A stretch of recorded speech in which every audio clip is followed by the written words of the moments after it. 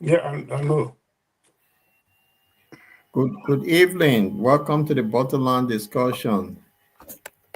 With me on tonight is Maurice Dolly. We could classify him the former musician, but he's not. The one is former police investigator. So welcome, Maurice. How you doing? Yeah, I'm doing well. I'm doing well, mate. Great, Glad to great, see you. great. It's good to be back for another edition of the Bottomline discussion. So just to let you know, Francie and Linfa will be joining us. They're running late. We're going to have a very, very, very good discussion tonight. And to our audience that are joining us, kindly share the show. Be fascinating tonight. We'll be looking at international scene and also we'll end up in Liberia. While the Donald Trump gave a 360 degree on the war that he encouraged that started by Netanyahu, how come? What happened? What made Donald Trump to change his mind? Have they done the homework or did it lie to us again? How come the war stopped after the bombing? We got people who did an investigation. We claim that it was an empty place that Donald Trump did his spectacular bombing. So, Padole, these are issues. Then we would look at the situation with this woman that was killed in Liberia.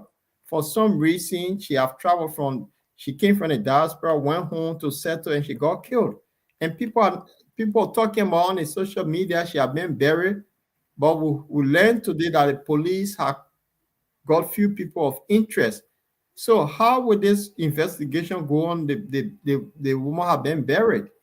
Something is not right with Liberia. So share the show tonight. We'll be looking into it. So before we get into Padori, how are you today? How is Manchester or how is Preston or how wherever you are? Yeah, I'm in Crosstown at this moment and everything is going quiet. I'm here with my family. Everything is really, really normal. It's just that it's been raining since then this morning. But at this crucial time, the rain has ceased up.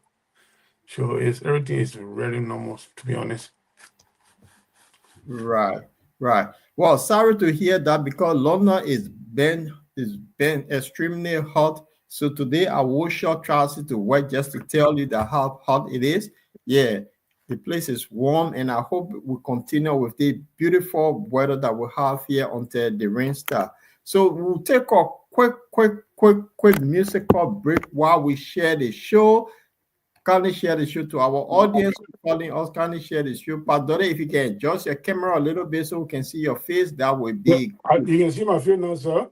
Absolutely. We can see you loud and clear. So while we share the show, let's look for our national anthem with the all-powerful musician that we have in Liberia called the Great Takun J. Where is my dear friend Takun J to lead us while we're sharing the show, people? Tonight, the discussion going to be very, very interesting. Can you share the show? My people, where you at? Wake up from your slumber, stop sleeping. Whip your hands. Come on. I know you're sleeping now. You gotta wake up some more, yeah? Okay, let's go.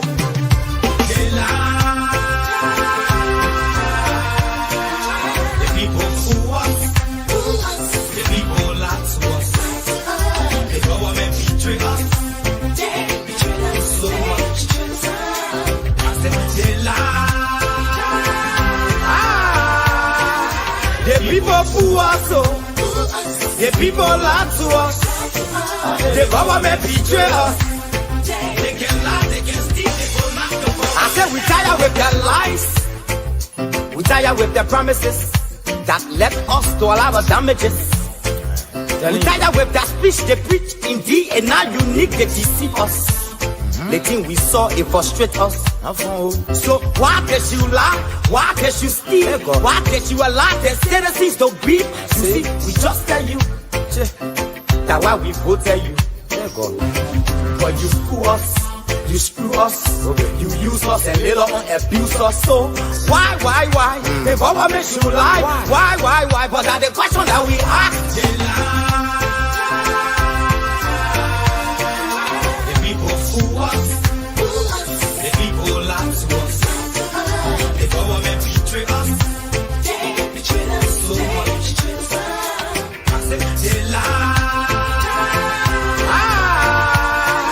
The people fool us, oh. The people lie to us. The government betray us. They can lie, they can steal, they will not corrupt. No one to trust. My people, no one to hope on. Nobody. My hope that I have been broken. I'm telling you, brother. So where are the schools? Where are the roads? Where are the jobs that they said they could afford? But they too selfish. The people tired with their rhetoric. People tired, they tired. You see the reason why we ask why the government betray. They have enough of time, but yeah, then stay they delay. People suffer. No work for people crying for hunger. Look at. Your vision and your mission, your intention to the nation, they poor. You got nothing to show. Nothing. So, why? The government should lie. Why? But that's the question that we ask. They lie. The people fool us. The people lie to us. The government betray us. They lie. The people fool us, oh. The people lie to us. The government betray us.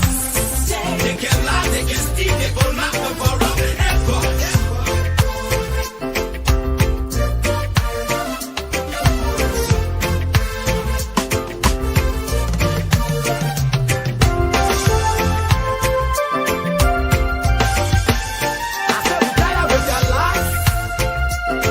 With the promises that led us to all our damages.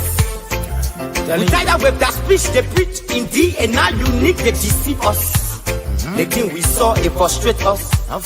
So why does you lie? Why does you steal? Why does you allow the citizens to grieve? You see, we just tell you that why we voted you. But you fool us. You screw us, you use us and later on abuse us. So why? The government should lie. Why? But that's the question that we ask.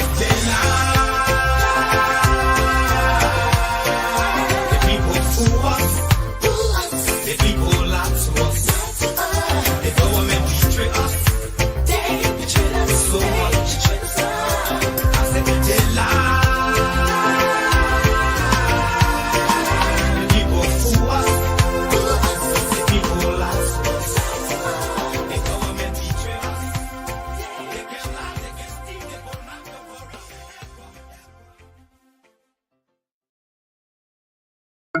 Di Lorenzo, G Grace. Hems vocal, Liberia number one vocal, Liberia number one, right? Okay. The phrase, a new sheriff is in town, does not only belong to law enforcement. How about the introduction of Liberia's premier vodka, a quality and customized liquor for all occasions? Try the flavor of your choice. Hans Vodka, Hans Honey, Hans Bitter, and Hans Original Vodka. Hans Vodka has no hangover. That's why they say Papa drank Mama happy. Hans Vodka is sold in all stores, shops, supermarkets, and entertainment centers in Liberia.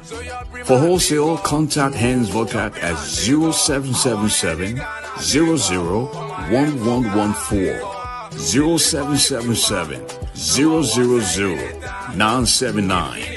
We can also be reached via social media on Facebook and IG at Hans Vodka or www.hansvodka.com. In the United States, please contact Hans North America Incorporated at 610-543-9289, 484-888-1622, 484-755-8411. Hans Vodka is approved by the U.S. federal government. Hans Vodka brings out the real man in you. I tell you in my boy and my blood. Every time when I stay on the block, everybody knows it. We hustle. And forgot that number one. Oh, from Liberia all around. In supermarket store and everywhere. And forgot that number one. Oh.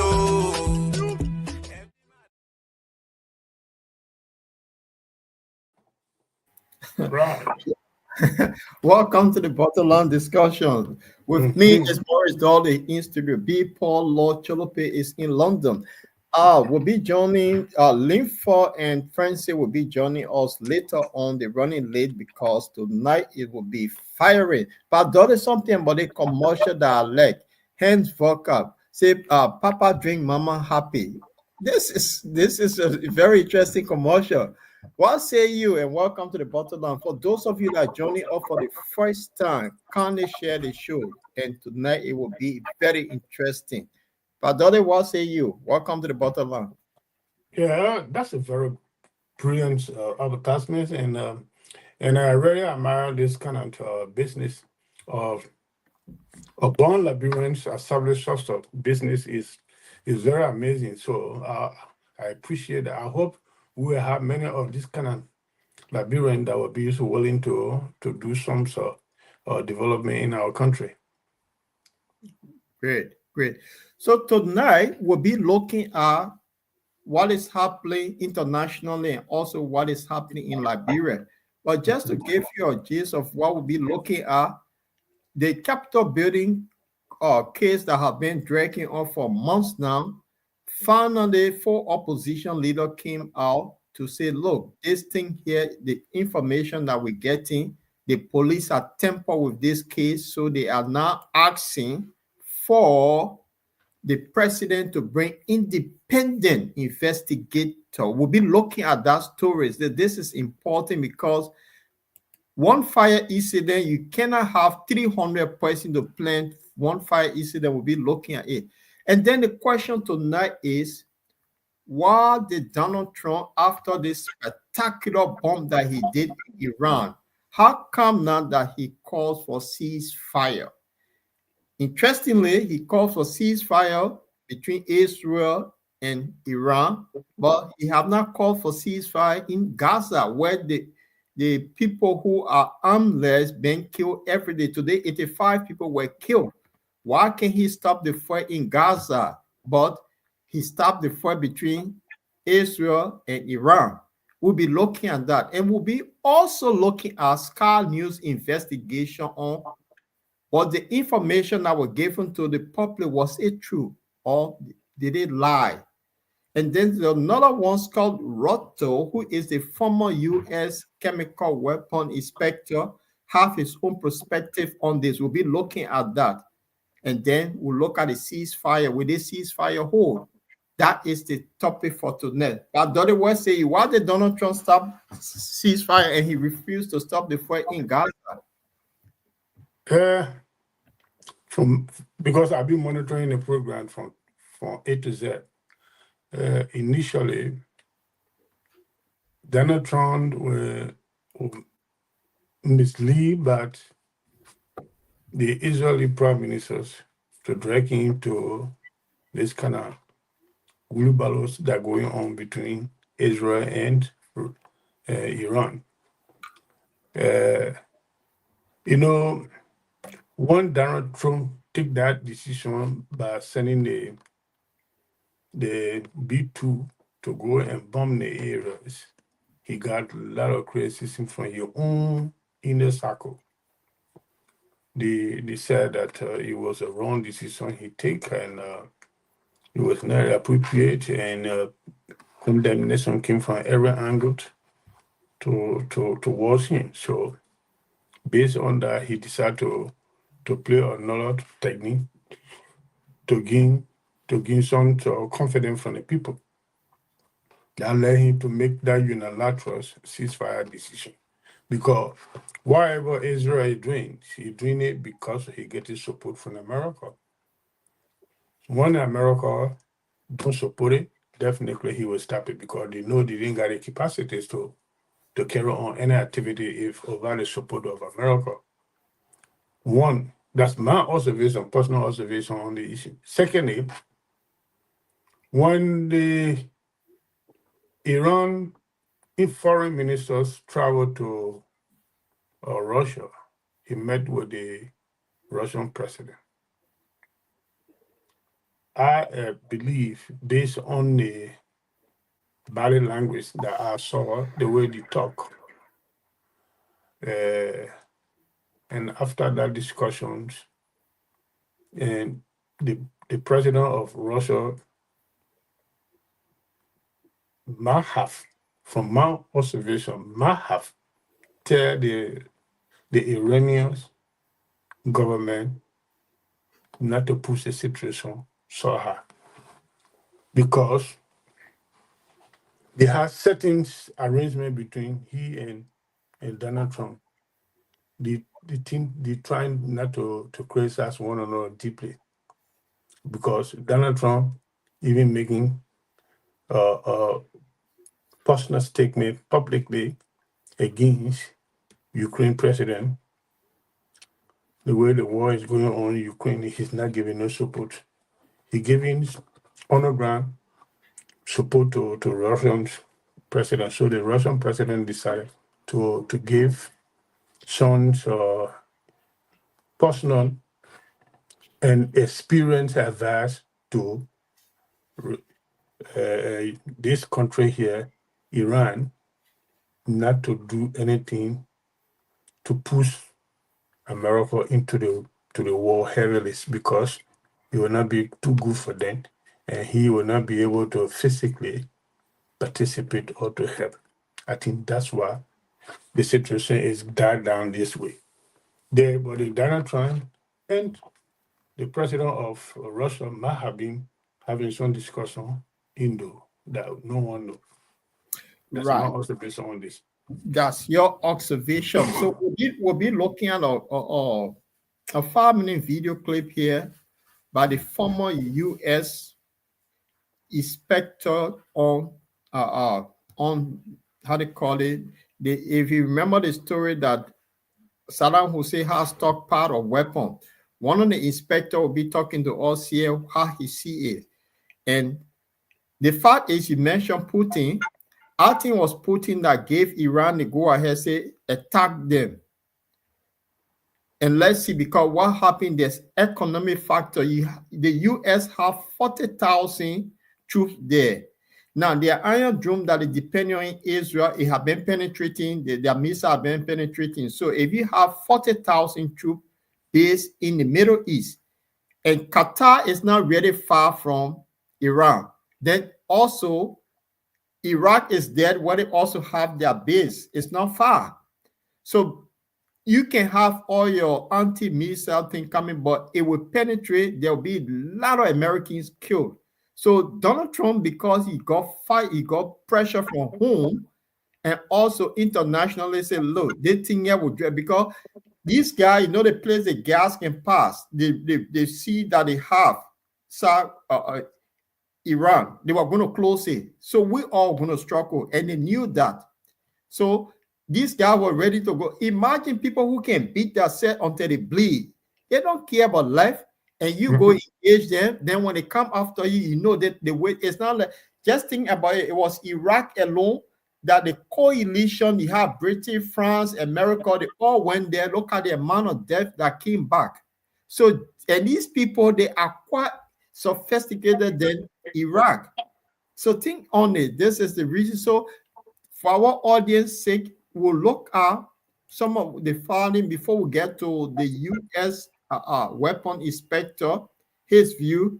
Sky News did a little investigation. So let's look at just a 3-minute clip, then we can divert to the other topic. Just how close is Iran to producing a nuclear weapon? It would take a couple of weeks to complete the production of that weapon. Possibly an initial device within months, and certainly less than a year. Iran is not building a nuclear weapon. I think within a matter of weeks, or certainly within a matter of months, they're going to be able to have a nuclear weapon. We can't let that happen. It seems there isn't one answer. We're being told different things by different people. And the answer is important. It's vital because it is the imminence of any nuclear threat from Iran that is justifying the war that America and Britain could be dragged into.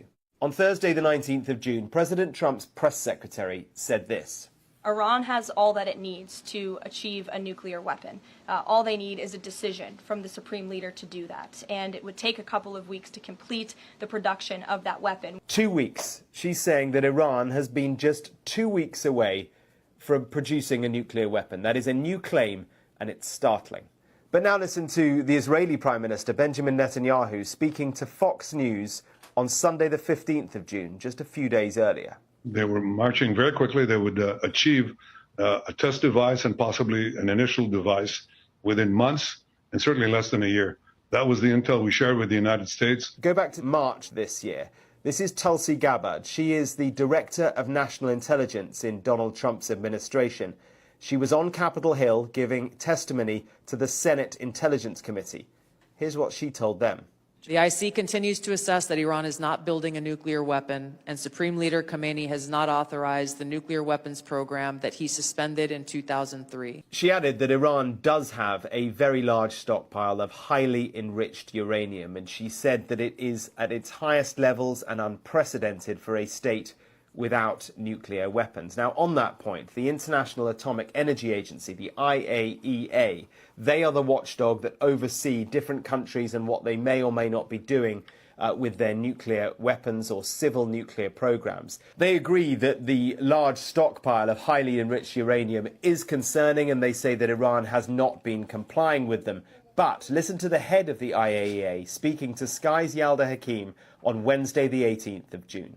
We could not affirm that there is any systematic effort in Iran at the moment to manufacture a nuclear weapon.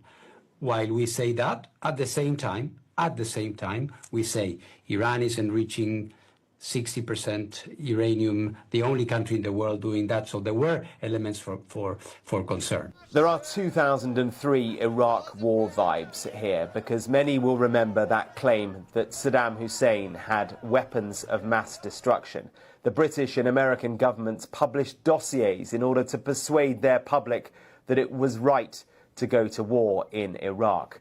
The only problem, none of it turned out to be true. There was even a claim that Saddam Hussein could deploy biological and chemical weapons within 45 minutes of the order being given. Now, as I said, all of that turned out to be wrong, but by that stage, the invasion had begun, and the consequences of the Iraq war are still being felt today. And so the lessons from history are hugely relevant. It is so important that the information we're being given now is both honest and it is accurate.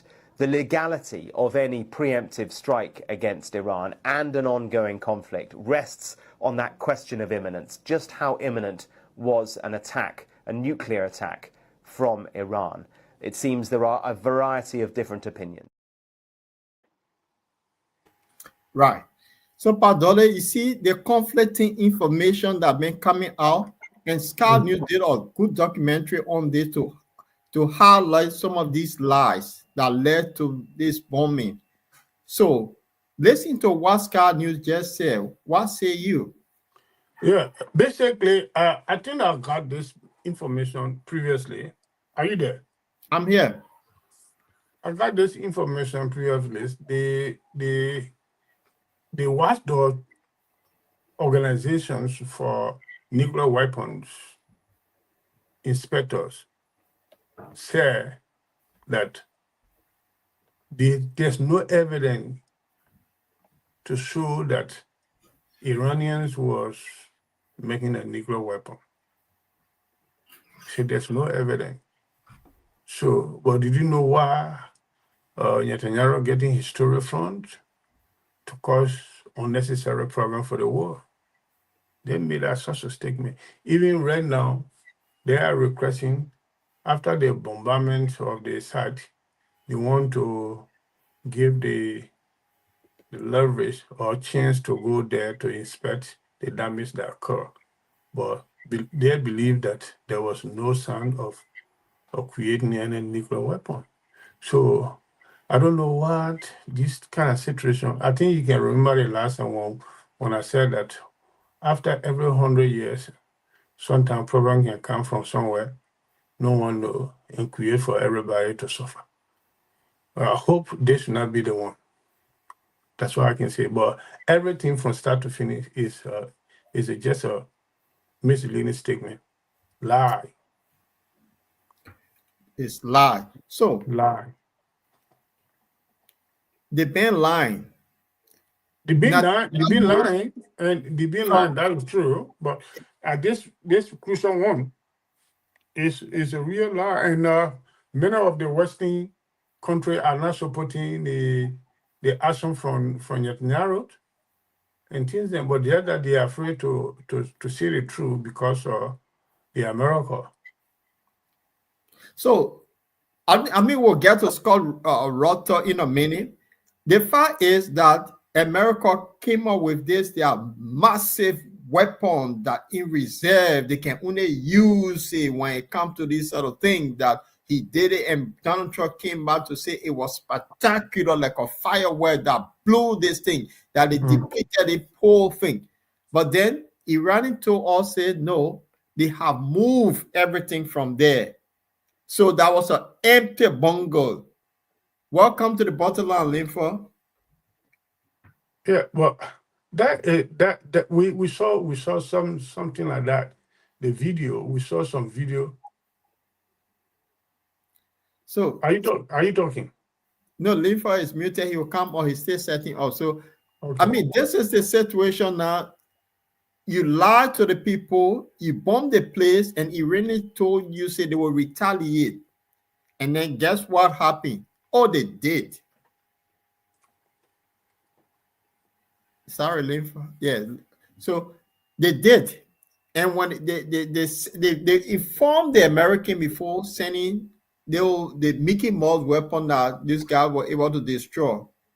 But just a warning that if you continue, we'll go after your people. This is what happened. So before we bring Linfa, let's play this Scott Rutter. This is a 5-minute clip for our audience to listen. There is this guy was one of the weapon inspector in Baghdad. He got his own podcast and he's very vocal. So it's called Scott Rutter. Let's listen to him. Why did you bomb 3 empty facilities, Mr. President? Why? Well, who could have seen this coming? Pretty much everyone who's been paying attention. The president launching 3 strikes against Iranian nuclear facilities. Details piling in now that most of them were empty, perhaps. Anyway, it didn't stop the president from taking to the airwaves to say it was a spectacular success. Watch this. Tonight, I can report to the world that the strikes were a spectacular military success. So we've been digesting all of this. Benjamin Netanyahu coming out praising this strike, this attack. Neocons and warhawks all over media over the past number of hours saying this is absolutely spectacular, that in many ways President Trump is like Ronald Reagan. This is a Thatcher-Reagan moment. What does Russia do in all of this? Who President Putin issued a warning. Don't even think about regime change. Sending nuclear scientists as well as Russian officials to these different nuclear sites. Were they killed in any of these attacks? To analyze all of this, we want to bring in former UN Weapons Inspector Scott Ritter, who knows more about this than just about anybody. Scott, good to see you. Now that you've had a number of hours to digest this craziness, where do we stand with where do we stand with, first of all, the assessment of these attacks? What do you make of that? Well, I mean, all I could think of in as the information came in. Do you remember that old Wendy's commercial from the 1980s, maybe, or 1990s? The old lady, where's the beef? Where's the beef? Old ladies. Yeah. And that's all I could. I'm going, wait a minute, Mr. President. You took the most sophisticated strike package available to the United States military, and you flew American troops into harm's way to bomb 2 facilities that were already bombed twice by the Israelis, and anything of value that could be salvaged would have been removed. And to bomb another facility that the Iranians have been led to believe you were going to bomb for 9 days now. So therefore, there was nothing in there. And that's the question, everybody. This is a grand act of theater. This is the theater of the absurd. Let's take a look at the Iranian program. You remember Tulsi Gabbard recently got in some hot water with the internet, social media, because she had testified before Congress back in March that the Iranian government continued not to be pursuing a nuclear weapons program and no decision had been made to cross that threshold. She also said that we're very concerned, we being the United States, very concerned about the accumulation of capabilities and rhetoric inside Iran that suggested the fatwa could be reversed, prohibiting nuclear weapons. People tend to forget that aspect of her speech when they condemned her when she came out and said the president's contention that Iran, could have a nuclear weapon is a valid contention. It is. I wrote an article back in October of last year that said the exact same thing. This has been known, but what we do know is the Iranians have been bending over backwards to eliminate that concern. On the eve of Israel's Pearl Harbor type strike, the Iranians were saying, we're ready to sign a treaty rather than have you rely upon a fatwa, an internal religious political statement. We're willing to sign a binding international treaty that we will not be pursuing nuclear weapons. We're willing to enter a binding agreement that limits our enrichment to 3.75%, on and on and on. But the things that Tulsi was concerned about, and the president claimed to be concerned about, the 60% enriched uranium, we didn't blow that up. That's been secured and removed to different sites that we don't know where it's at. You know that uranium conversion plant that we blew up in Isfahan? That had been evacuated of all of its critical infrastructure prior to the destruction, too. Firdos, home to the IR-6 and IR-8 advanced centrifuges for enrichment capacity, that was evacuated. Iran's been producing advanced centrifuges, IR-6, IR-8, without the international community knowing how many they've produced for some months now, which means all around Iran, there are underground facilities we don't know anything about that have these centrifuges in there. So for the president to come out and say, I have destroyed Iran's capabilities is the biggest lie in the world. He bombed 3 empty facilities.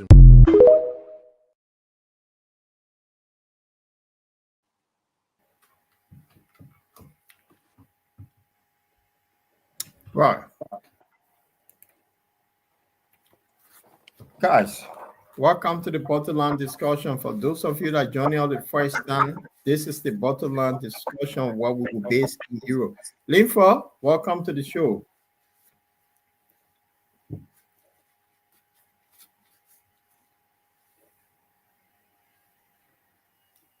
Your volume Are you low. there, Linfa? The volume low. We're not hearing you.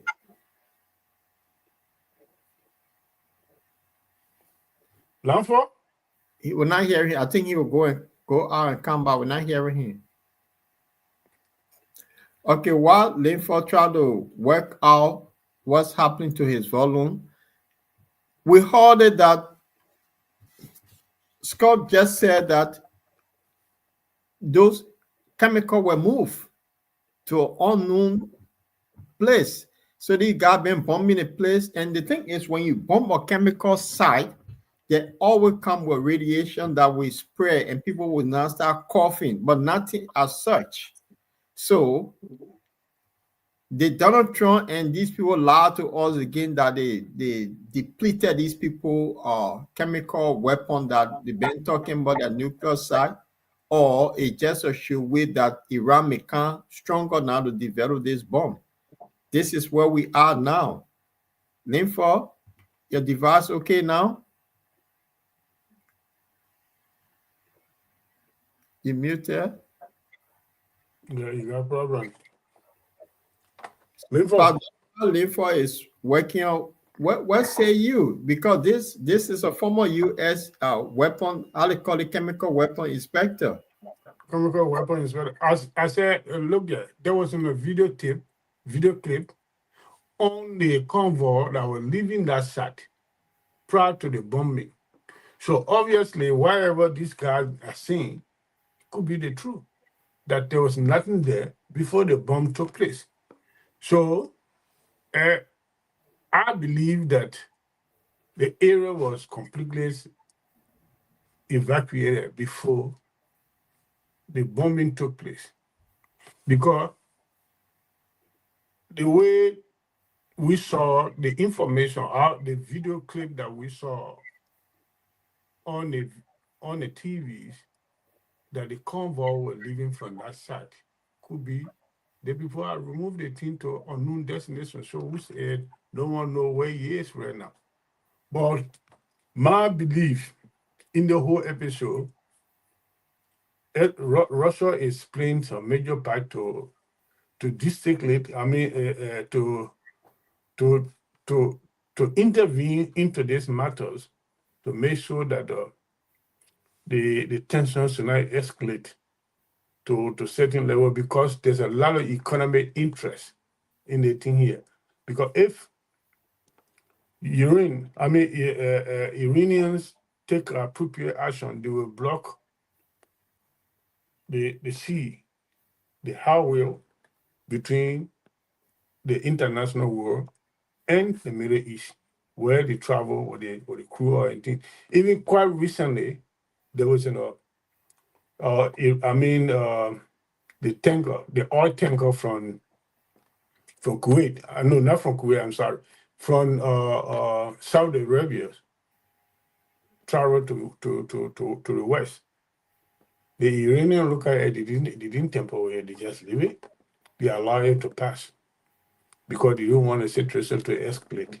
So I believe that people are working on a cover to bring the tension down, because there's a lot of condemnation from everywhere. But just many of the Westerners are afraid to stand frankly against America's interests. That's how I see it. Right. But I don't think the thing will go further. You don't think? No, but the way it is, I think it will not continue, because what happened, Russia and China have their interest there, and they made it clear to America, hey, and Scott said it in the thing that Putin told them, there's no go area. You're talking about regime change. That means regime change, it means you have to put boots on the ground. You're not bombing from the air. And you know what happened? Regime change in Iraq, the amount of thousands of Americans and British that came back in body bags, they know that. So all of this bluff, I don't know, Linford, your system up now, try so we can hear you.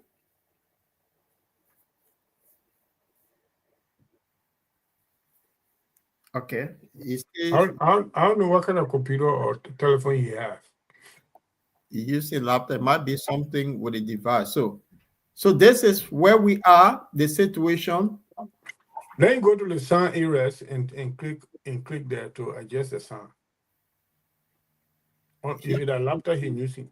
Yeah, I think it's true. We're not hearing you, but if you can hear us, we're not hearing you, Linford. You can hear me? Now we hear you. Now. You're not been hearing you for You're hearing? We're hearing you now. We couldn't hear you first. Oh, okay. Okay, yeah. Like I was saying, it's good to be here, though I ran in late because of some engagement. Maybe my internet will be playing up because we've been having rain here for 3 days now. Very heavy rain, which is unusual. Probably the global warming is showing its face. But it's good to be back here and to follow the discussions as well. So I've been following you guys for a while now, and we all see where the politics is playing. Is the whole thing is becoming like another Iraq, where you see these invincible weapons of mass destruction that's supposed to end the world one day, and you go after it. You damage the entire country, you kill the president, then after a few months you come back to say, oh, it was a mistake, we didn't see it. And that puts your own credibility on the line as the country that professes to be the world police. Mm-hmm. You go chasing other leaders, you destroy countries, and then you create enemies, only for you to come back and say it was a mistake. You kill all the people you kill them for nothing. You damage the entire country for nothing, and you say it was a mistake. Can you imagine if somebody did that to the United States and its allies? What would they say? That you just go, you demolish entire city, entire country, its governmental structure, and after that, several years, you come back and say, "Oh, it was." I saw a video where Tony Blair was saying that was the greatest mistake of his administration, and I look at this guy. Imagine if it was one African leader that did that. They will grab him and put him in the head, like how they got Taylor, okay?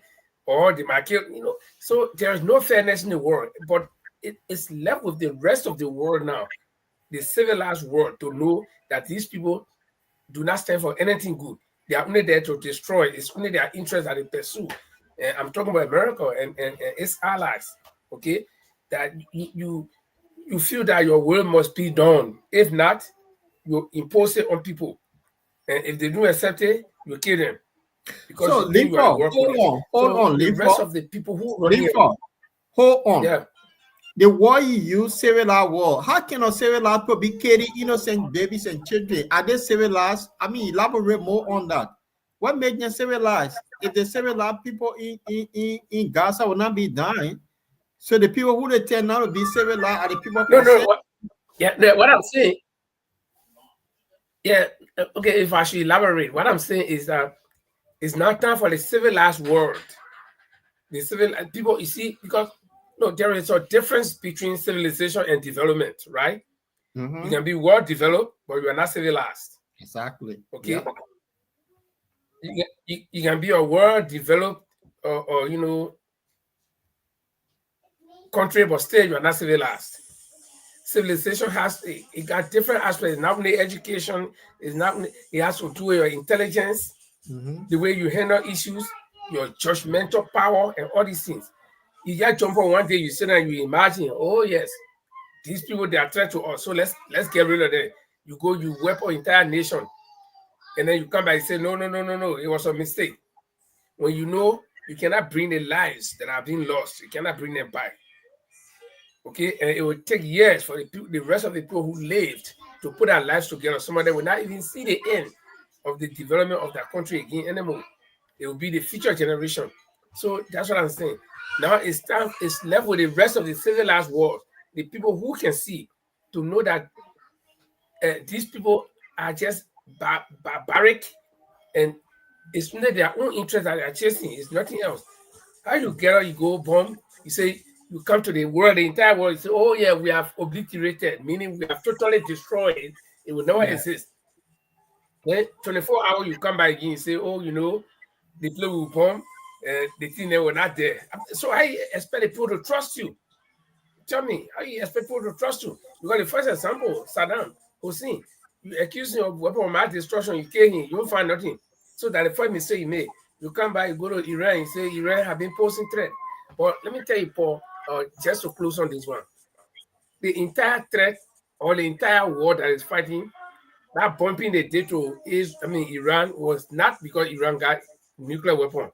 But when Israel started hitting Iran, if Iran had not responded in like manner, there will be no American intervention. They will say, yeah, continue to bomb them, like how you been doing in Gaza. But when they found out that Iran is capable enough to respond, and even to a greater degree, so the only thing Donald Trump had to do was what? To go and hit Iran to quiet them down, so that also deplete or to limit their ability to respond to Israel. Now, but the devastating effect on Israel. And then I look at all the pictures on the internet, and Israel still pretending that nothing happened, right? That they got a victory in Iran. How silly are they? I mean, can these people be? So, and Benjamin Netanyahu knows that Trump is his only last hope. So that's why when he caused the trouble, the first thing he did after he bombed Iran, the first thing he did, he said Iran want to kill Trump. And Trump being a kind of man with very hot temperament, when he heard that, he said, okay, I'm going to attack Iran. You see, it's Benjamin Netanyahu's war that America is fighting. Okay?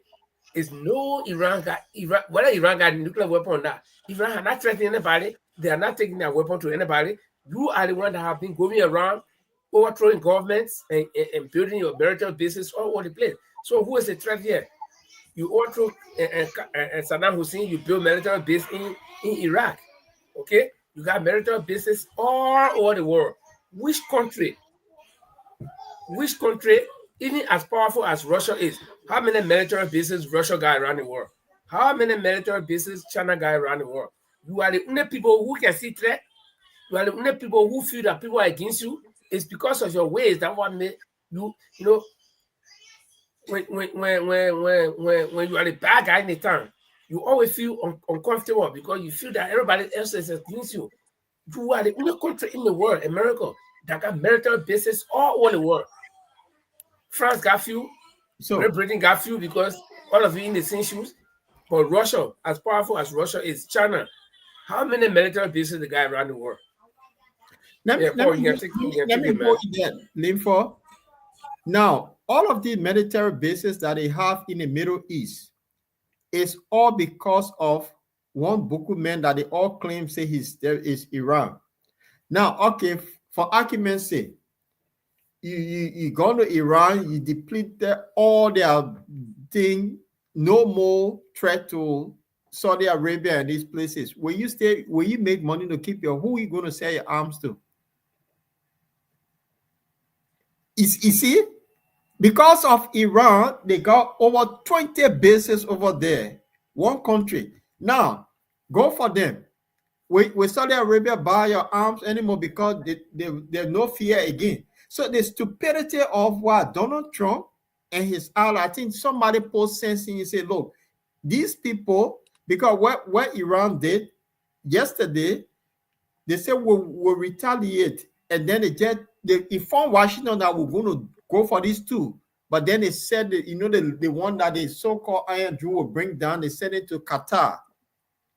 Just a warning that if you don't stop, we'll go harder because your so-called Iron Jew cannot stop our missile. And what happened? Qatar is just across the sea from Iran. They're very close compared to Israel. Then you get Iraq right there that share common border. So they saw the logic that if we don't stop this, it will escalate big. And that escalation now, they got at first say, oh, we pull out. So before we will conclude on this thing, the ceasefire. The ceasefire, Trump said he arranged for ceasefire, and then he got angry in the end. Why did he get angry? The Netanyahu that he believed so much disrespected Trump. This is the case. Let me play this one, and then we'll move on. Just for 2 minutes to our audience. Kindly share the show. An Iranian attack just before the ceasefire brokered by President Trump was meant to take effect. Rescue teams are at the site in Beersheba in southern Israel, where officials say 4 people were killed. There were sirens, Victoria says, so we headed to the shelter. Everything was shaking. We were scared. Overnight in Tehran, again before the ceasefire was to take effect, more Israeli attacks. I'm in shock, this man shouts. Responding to President Trump's ceasefire, Iranian state TV reported the country's foreign minister said if Israel stopped, so would Iran.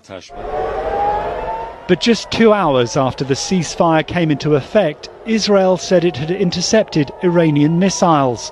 The country's defense minister, Israel Katz, posting that the IDF would respond forcefully to the violation through intense strikes. President Trump's anger at the apparent breakdown of the ceasefire he brokered was clear and included unusually strong criticism of Israel.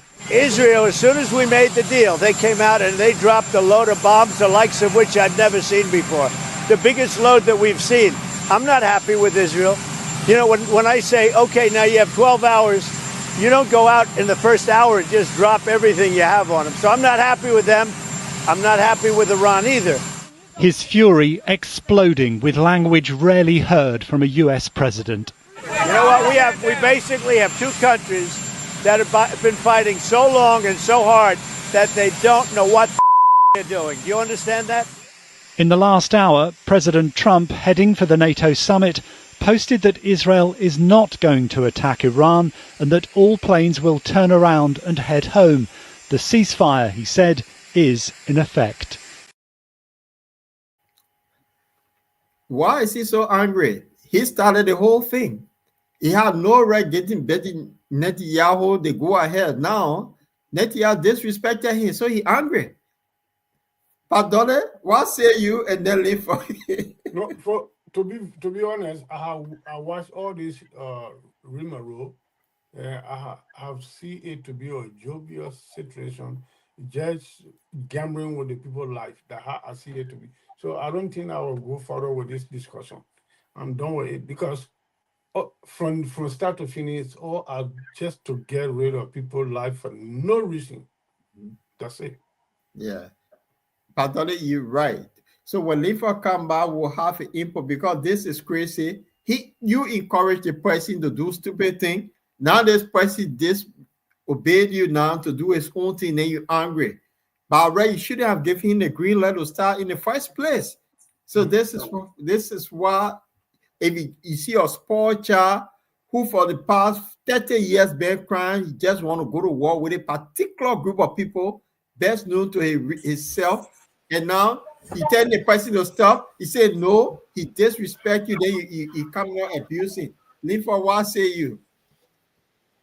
You see, the thing is, they say when your door is frisky, you're supposed to team your door.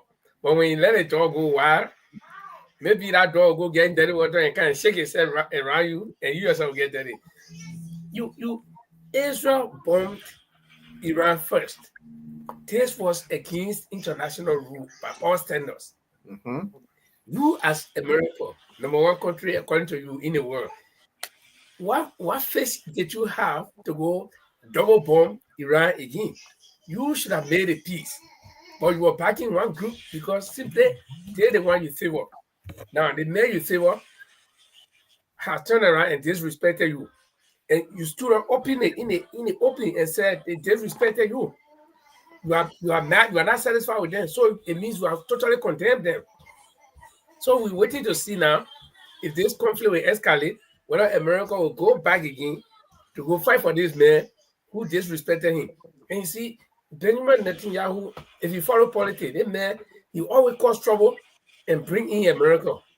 He will always cause trouble and do like, yeah, and the silly thing that they do is because they say that God chosen people. So all around the world, and these are people who are not Christian. These are people who do not believe in God, who did not when I see Christians die for them. So I don't understand this thing.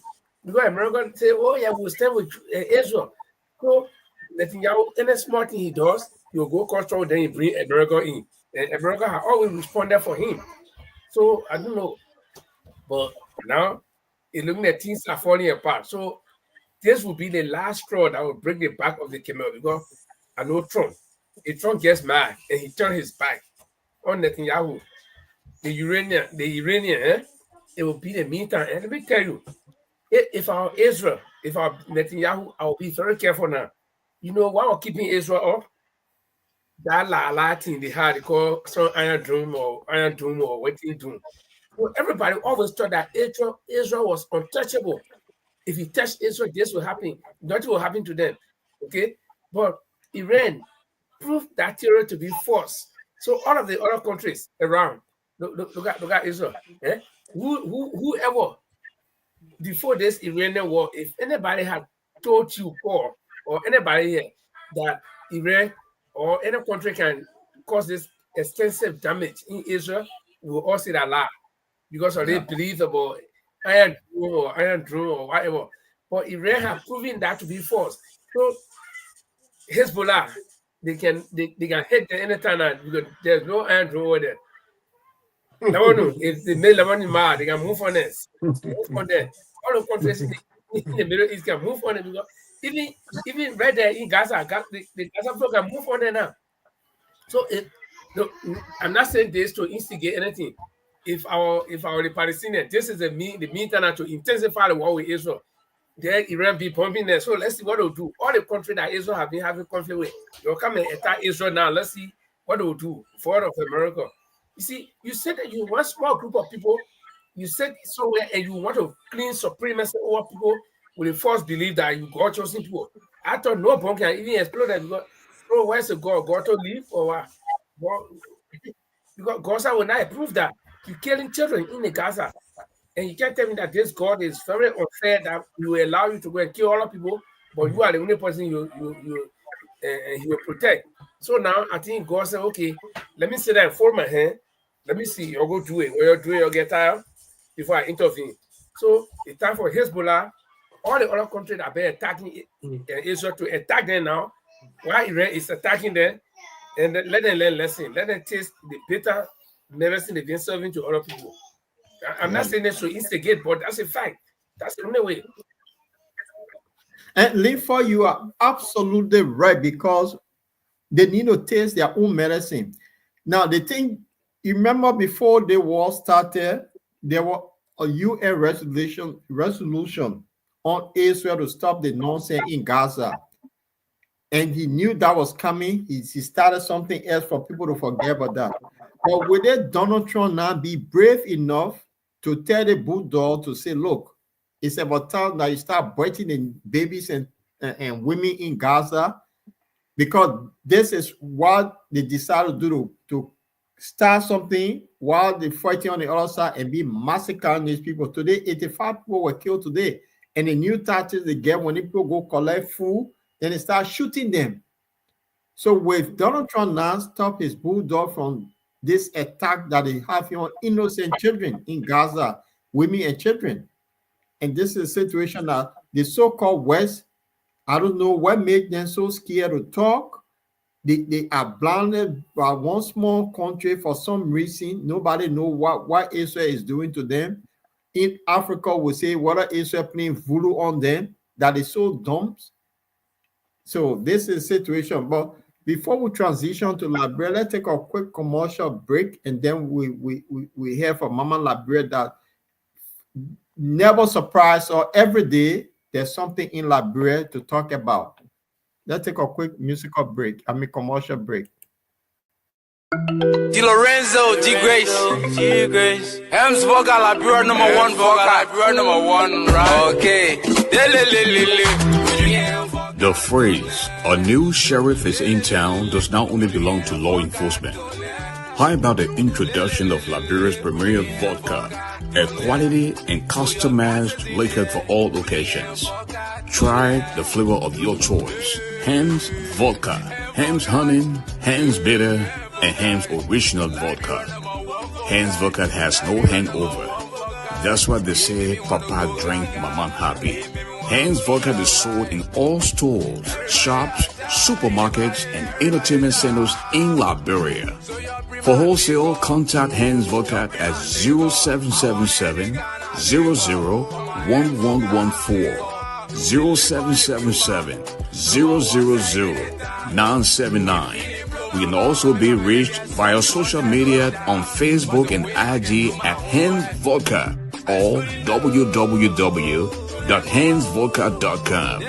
In the United States, please contact Hans North America Incorporated at 610-543-9289, 484-888-1622, 484-755-8411.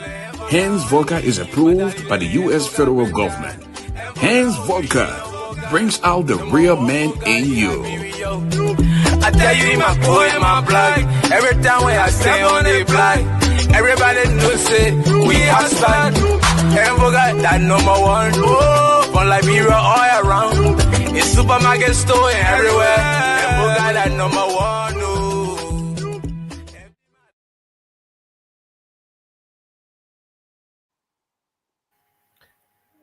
Hans Vodka, Papa drink, Mama happy. This is the best commercial I ever heard. Linford, you want to recognize some of our audience? You muted, bro. You muted. We're not hearing Linford. Yeah, thank you. Let me get one last couple of people. Caroline Gagnon, I don't know whether she's been here before, but we want to say welcome to you. Philly Carter is always here. Nice, so Belima. Well, I think this is the first I've seen this name. Of course, our man Pataki, who is also a panelist on the show.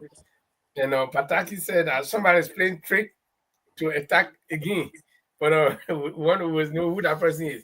So those are few of the people I see on my page. So if there are other people, of course, Charles, uh, Chatella Bracho, it's always, in fact, she should be part of this show by default. So, she's always here. And we want to say thank you to all of you who are watching us for the first time. This is the Bottomline Liberia, where we discuss the issues and we give our opinion. And listen, what we say here, we are what I say, I'm individually responsible for it, not the platform. Everything you hear me say, you can come for me. Don't come for the platform. And most of the clips that we play are not our original work. So we also want to give credit to those people whose work we are using. So this is the Bottomline Liberia. We discuss the issues from top to bottom with no fear, favor, or anything else. No strings attached. We say it as it is. Thank you, Linford and Adoli. We transition to Liberia. Before we go to the newspaper, there's an incident that occurred in Liberia about this girl that have traveled from the diaspora to relocate in Liberia, and she got murdered, rape, and murdered. And now the police, I think today they have called few persons of interest, but the girl have been buried. So how would the investigation go on? Pardon itself as a police officer, this is something that is concerning. If somebody were killed, nobody know how this person was killed, and they bury this person, how would they be able to find those who killed this person? Talk to Yeah, us. thank you very much. If I may be the investigator in this matter, first of all, I would like to inquire the kind of security mention that she have in that place, because I could see the photo of the place is in the fence. The house that she built, it was an unfinished house. It was not completed. It was not even painted. The fence that she's put around the properties was a normal fence, like the Western fence. It was not high up. And if I to be safe as an investigator on that case, first of all, I would like to inquire once you arrive in the country to reside, who else you were contacting with, who else you have relationship with, who else you have conflict with. Those Oh, pardon device. Okay, well, wait for okay. So I always like to inquire this people that I will try to get them first before we can get to the nitty-gritty of the issue. Those that she being acquainted with, how she was living the place there, in what security measures she put out, these things then need to be inquired. But first of all, what the police going to prove now to the people? These persons have already been killed and buried. If they are doing any autopsies, how will it be conducted? Who are the pathologists? What kind of pathology report will be collected? In what mean? Because you got to know the source of the incidents, how the incidents occur. What was the object that was used in that matter? All these things there is required in terms of investigation. So how this thing then will be unveiled. So I don't know how the people are doing it until I can get to more details of that thing. I don't know how they're doing it because I saw some on the social medias, the properties, the environment, and that's not. See, a room we're not living in that place. There's a neighbor in that area as well. So that's all I know of this thing here. But I don't know what kind of step do they really taking to get to the bottom of this case. If someone already been killed and buried. Wow. And Linford, is this story here because this is concerning? This girl decided to go relocate in Liberia, and for some reason, then her left just got shot like that. Her left got shot, and the thing that happened to her, it's just scary. Well, Liberia is a funny country. There are things that will happen, miserable things will happen, and sometimes we don't know. I don't know whether these people that other people kill, whether they have problems with them before, or it's just somebody who is bloodthirsty, or somebody who want to settle school, or it's just and the frustrating thing about it, Paul, is that when these things happen, we don't get any results. We don't get any results from whatever investigation the security forces will carry out. So then it is difficult to know because people, the country people got a parable that you can plot the new map on the old map. So if things have been happening in the past and investigations taking place and we get a result, so people can say, yeah, it happened this way before. But everything that happened, the Princess Kopo, the Hotel Shema, all the debt, even the four auditors rather, everything just went like that. So it's hard. And I'm afraid this is not the first time. I'm afraid that this will just be another, zero case, nothing will come out. But the biggest question we all will be asking now is how will the investigation be done? Because the victim has been buried. So even if they were to do anything like autopsy, will they go and exhume the body before they do autopsy? Because the kind of investigation will always call for something like autopsy.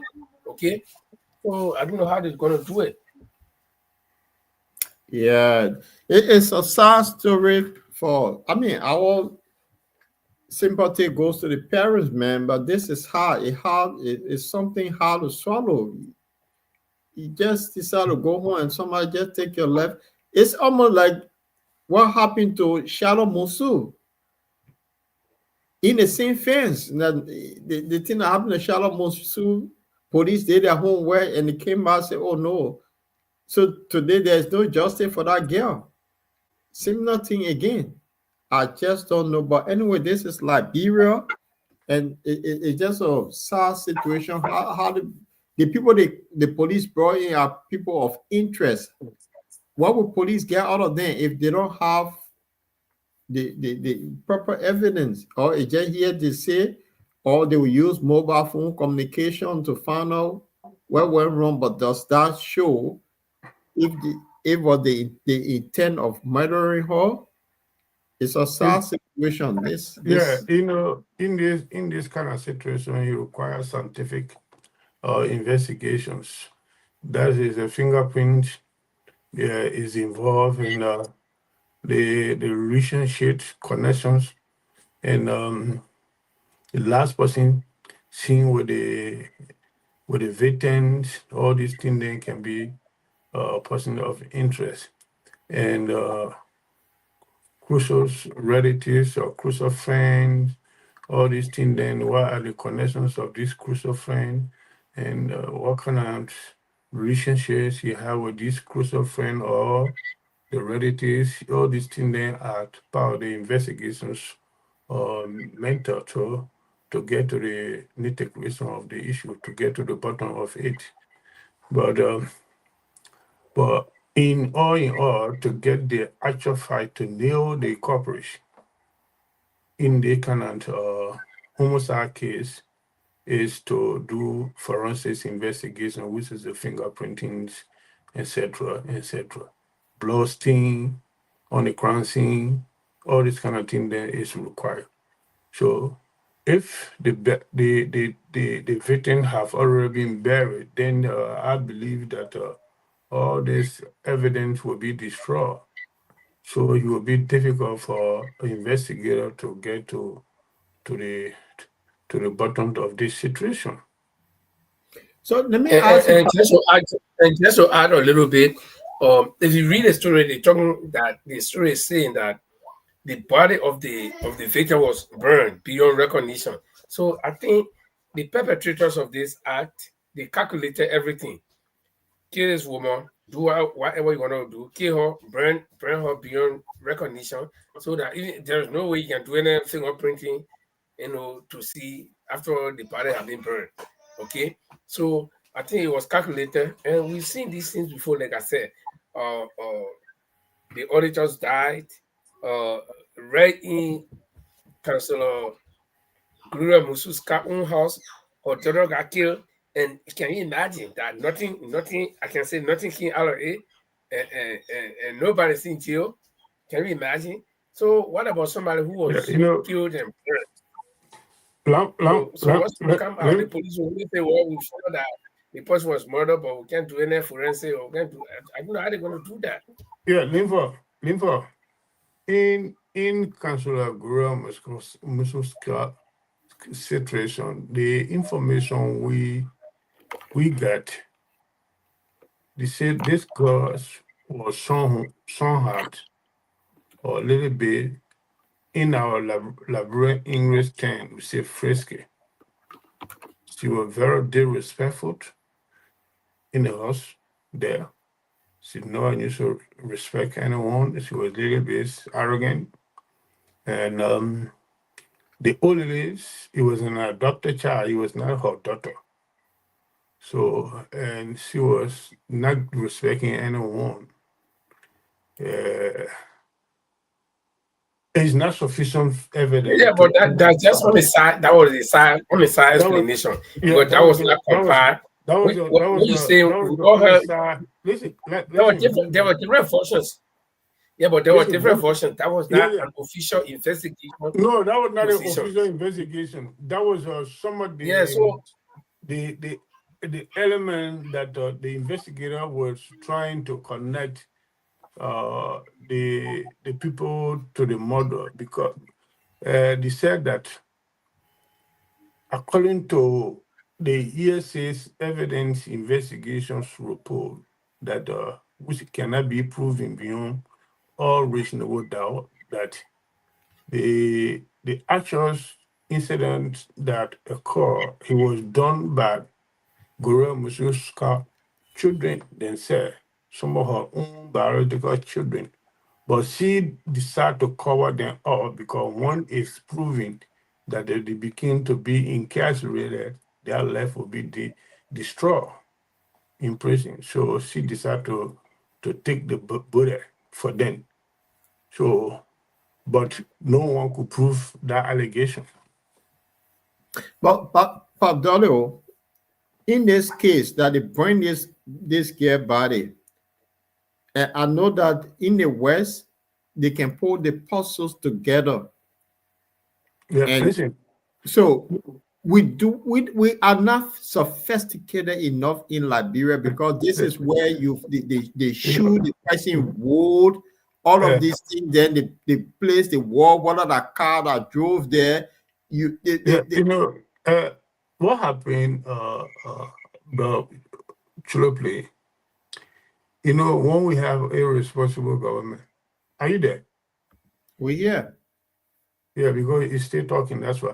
Okay. What my belief in this thing, my observations in the whole episode is, when we have a responsible government, the responsible government will let to invest heavily into the security sector for the protections of the people, the citizens of the country. Then they will do everything possible to invest with a sophisticated weapon, tools for the security to be operate it to get to the fact of the any issue in order to protect the citizens of the country. In this kind of, if you have a responsible government in our country, right now, solar seeds is making life more easier for us. We could plant all the strategic area with CC camera connected with the solar seed. Monitor all the strategic point, because it's one of the best equipment that you can collect evidence on. CCTVs, footages, footprint way back. You see that thing you were talking about, the footprint thing there, is a way back technique to get to the culprit. At that time, there was no CCTV and thing there available. So they used to look at the footprints on a scene of the crime and look at what kind of shoes that were used and look at who were wearing this kind of sandal or shoe and thing there in this area to see how it is. But not these days. It's not happening anymore. Oh my God. Who were wearing this kind of sandal or shoe and so basically, but now the CCTV is available every corner of the civilized country now. So if Liberia was a serious country, first thing we will do, all the strategic areas, we'll make sure we because we got solar system. You don't need electric current from the LEC or whoever. So you will be able to plan in these areas. More especially they cannot the new environment that people are just coming from abroad and things there to do some construction into this area and things there. Solar systems need to be planted all this area with CCTV because that is an encouragement for the citizen to come back home to do investment. But what happened to this young lady? He's a recipe to serious disaster. So many people will be skeptical to come home to stay. More especially a single man or single woman at that rate. So it's a serious matter. The government need to take it very serious. That's what I can say in this thing here. But I don't know how do we get to the bottom of it because if it didn't have equipment, even someone is born beyond recognition, they have equipment to detect where this person, how the person was born. What chemical were used to burn the person? What You understand part what I'm saying? is saying here about the CCTV with all that we're using solar system? Great. But isn't it recently that our police RG told us that they've been using satellite images to friend, catch those that burn the Capitol building.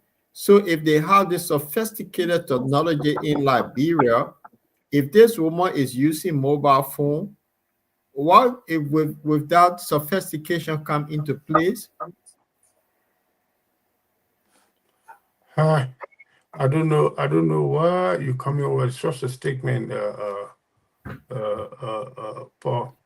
Yeah, because the reason why we're transitioning now from this to this, the reason being, this is the court case of the Capitol building that been going on for over 7 months. Yeah, and the police RG told all that they so sophisticated that they got all of these satellite images and they could tell the movement of all of these people. 500 persons that sat one place to burn one Capitol building. That every day they're arresting people. So, this is the reason why I'm bringing this also. Before we get back, if the police are so sophisticated and this woman got killed, and she had a mobile phone, she was in communication with other people.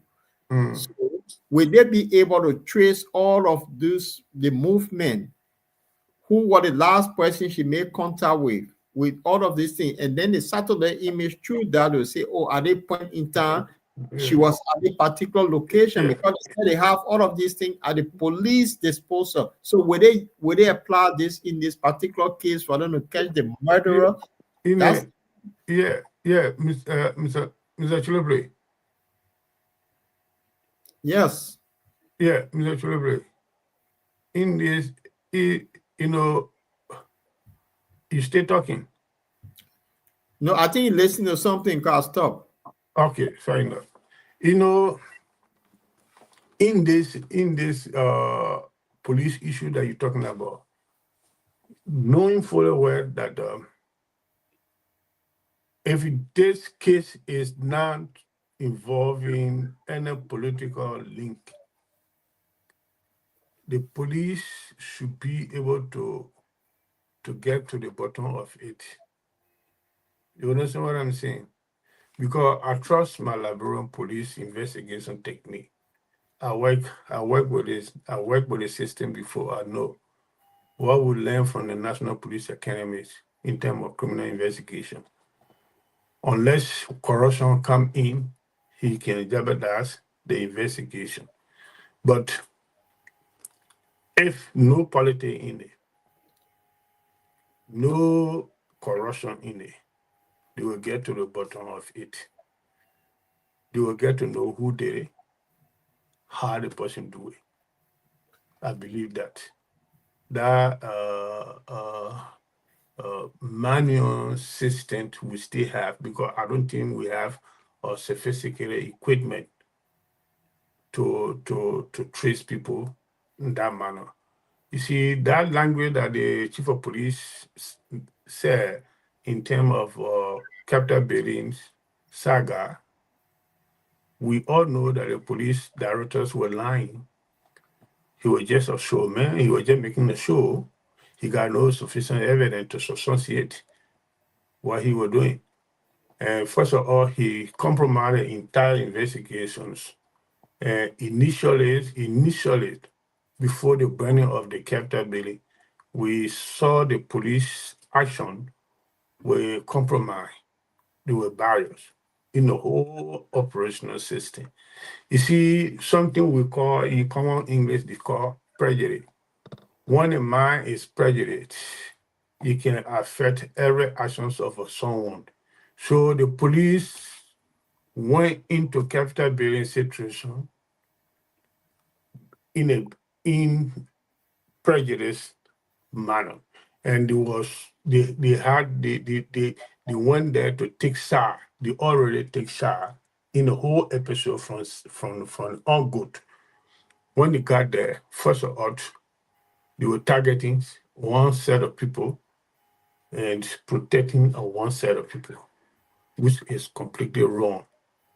They should not have done that. Their duty is to protect everybody equally. It can be whoever, but they begin to work as a what party police. They was involved in politics in that situation. That compromised the entire situation. So the decision that the full political party is taking now, demanding the government to bring independent investigation team to go into this matter. I think they should have done this initially, but it's still not late, because up to present, the police continue to blunder. Up to present, the police continue to blunder in the whole thing. First of all, if you want to use somebody as a state witness, you should not offer any bribe to the person. Do not offer any bribe to the person. And they have done that, but they deny it.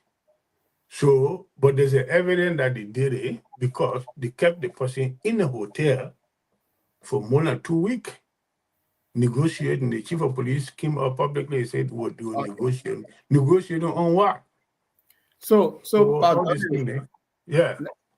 So this Linford, Yehowa Padori said, this is a story that 4 major political parties have issued a joint call for President Boyka to appoint a special prosecutor to investigate the allegation of the police misconduct, witness tampering, and mishandling the evidence in the outgoing Capitol building case.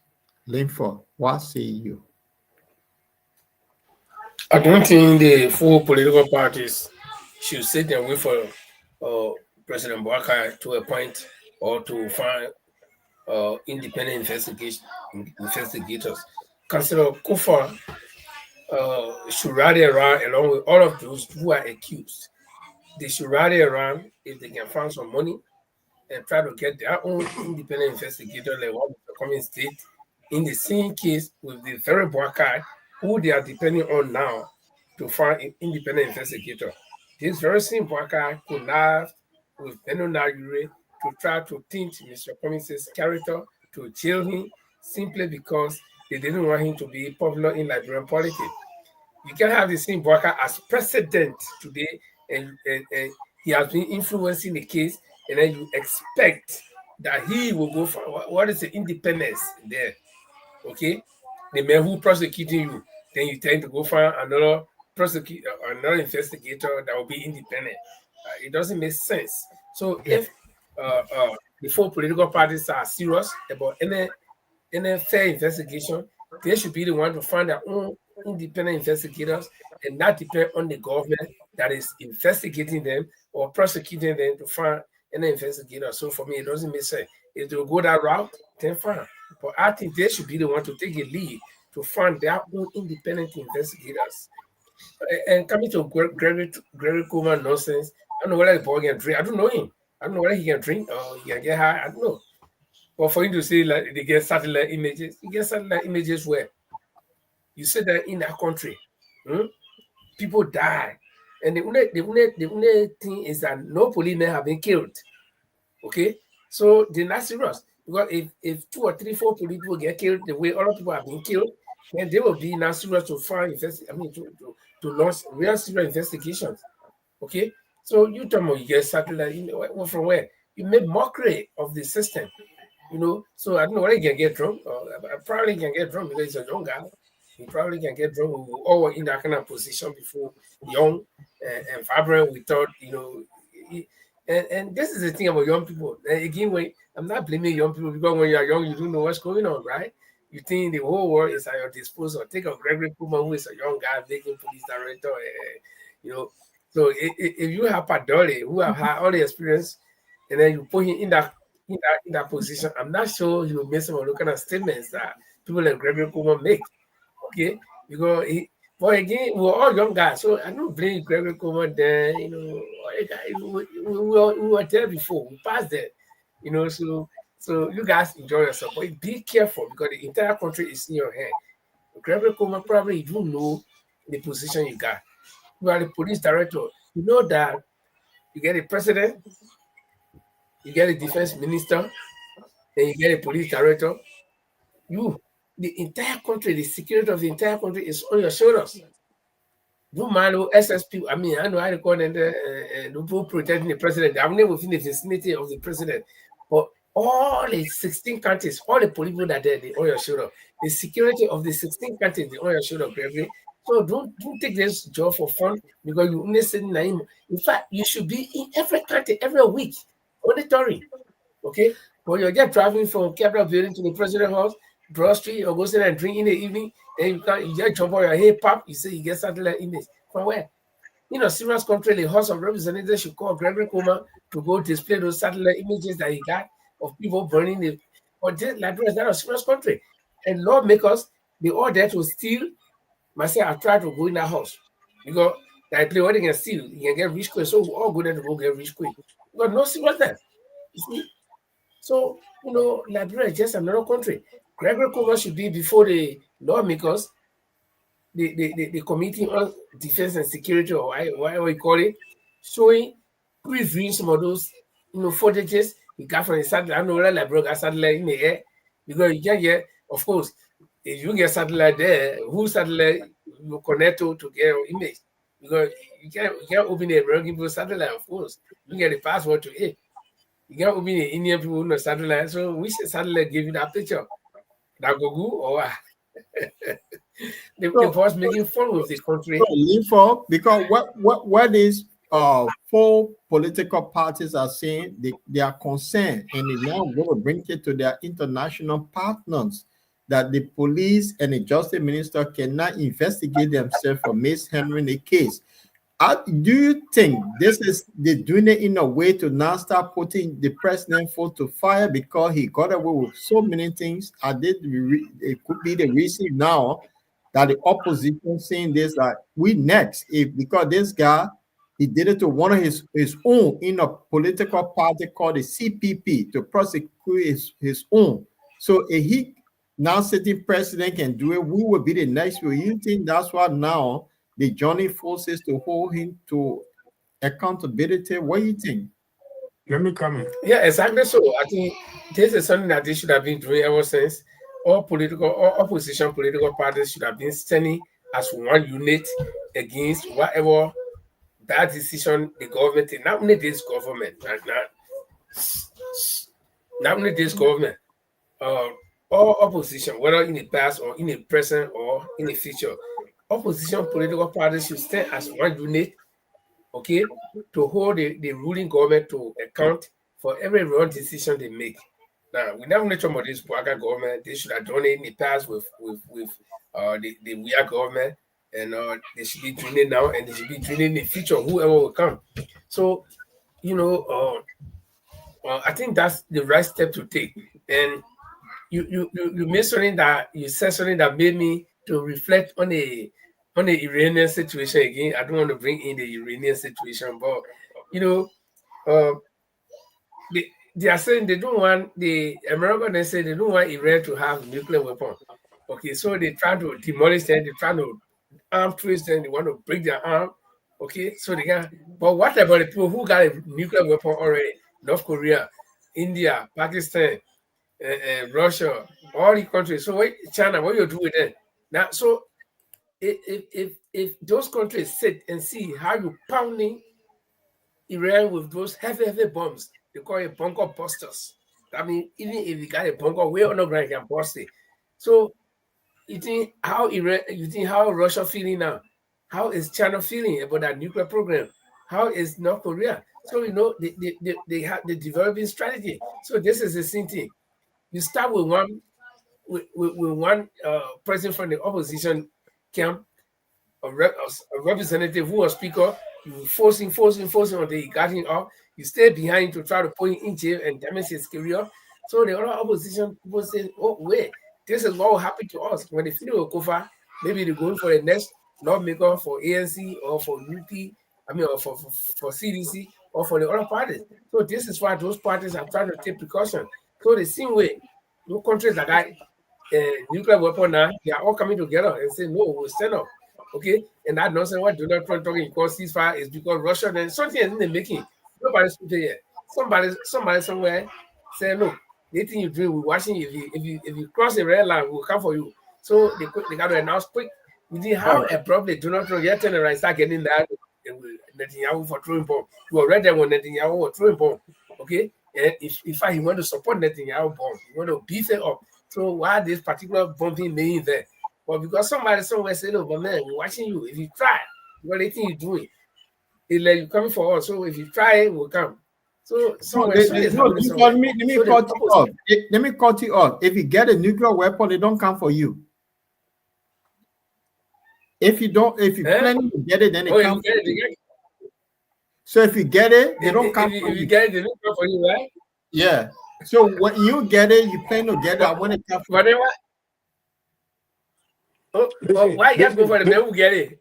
Yeah, listen. The reason, wait a minute. The reason why he already get it, he's injured, so he can't go around him. But the one who don't get it, so they say, in this war here, before I come to Padore on the political party team, powers pass power. You see that they display the US they with the airplane they talk about the bumper buster or whatever name they call it, the B2, whatever name they gave it. The Russians have their own. They call it SAR. They don't fly. They will shoot it. It will go up. When it come with more speed than the American one that they use. That one can go up to 90 meters. The American buster stop to 60. ACA. So power pass power. You get your own, I get my own. So that no go area for them. That certain country you not go around, but the one who trying to apply. Yeah, so when a country to start warning you, then you gotta take it. So that's why all the ceasefire king about. Nobody's today. We know. So you remember they were talking about regime change. Is Putin say, we don't want to hear that nonsense. Because if you talk about regime change, Zelensky right in Kiev, they will go for him. You get it, the political thing. if you talk about regime change, now we will get Zelensky all of the way because he closer, and then we'll plan our own person. So we're not going that route. Something made Donald Trump scared, and we know that. So, Padole, the political parties, Yeah. there are 4 Thank you. political parties that are calling on. Let me come in. What Brother Lamford just said, concern about the decision the 4 political parties are taking to call for independent investigators to go into the matters is an initial stage. Even though Baka will not heed to that request. So when they put in that request and the Baka don't do it, they will be able to bring in independent investigator and demanding the government to accept independent investigator to go into the matter. When the government refuse, they will involve international community to pressurize the government. Yeah, but let me just ask one question before we continue. On what ground will the government refuse? Because this is your case. Yeah. You sue me. Yeah. I say you sue me like I say, okay. I get no lawyer like man. I trust the lawyer, but let me go to America or say I can live, let me go to Norway and bring my lawyer. He said no. So that means you are already convicted me? Yeah. That's why I'm saying possible. Are you there, Lamford? We're hearing you, Padole. Go I'm on. here. Yeah. Possible the government could say, do not come waste our time here. We have gone too far in this matter. We're now in a court now. So we're not going to listen to that thing you're talking. It's possible. But as long as the case is staying in the court, as long as the case is staying in the court, I have the right to bring lawyer. Even if the case is decided, I can say take a piece, I can say appeal and go up. Listen. Yeah, listen to me, Lamford. Listen to me. Are you listening? We're hearing you. Yeah, because Lamford still talking. That's why. I am saying it's possible. Nothing impossible. The government might likely say that, look here, we have gone too far. We finish with the investigation area. We are now providing the evidence in the court for prosecution. So we are in that stage now. So we can go back again. We can provide an independent investigator. The investigator that we have to conduct this matter, we select our it. If you believe that you never believe in them, you should have started it initially. They might come up with that argument, but the opposition will also have a right to make them to come up with evidence to show that why they don't believe that investigation report because of some element within the investigation technique they are to employ. So based on that, the opposition can say we don't believe the result of your investigative report. So because they are doing X, Y, Z. So basically, we need a private investigator. We need independent investigator to come into this matter. If you don't give it to us, we will bring it. When the government say he's not going to accept it, they will involve the international community. Don't you know the kidnapping of the Guinean national that were kidnapped by the Liberian government and sent to Guinea? The case have backfired now. In ECOWAS code, the ECOWAS summoning the Liberian government to appear because when the people were there, the Liberian government refused to go there. Now the ECOWAS is demanding them to appear for the hearing of that case. And they also asking the Guinean government, whoever turn the people over to them, they should come. The Guinean government must come with their lawyer to defend the case.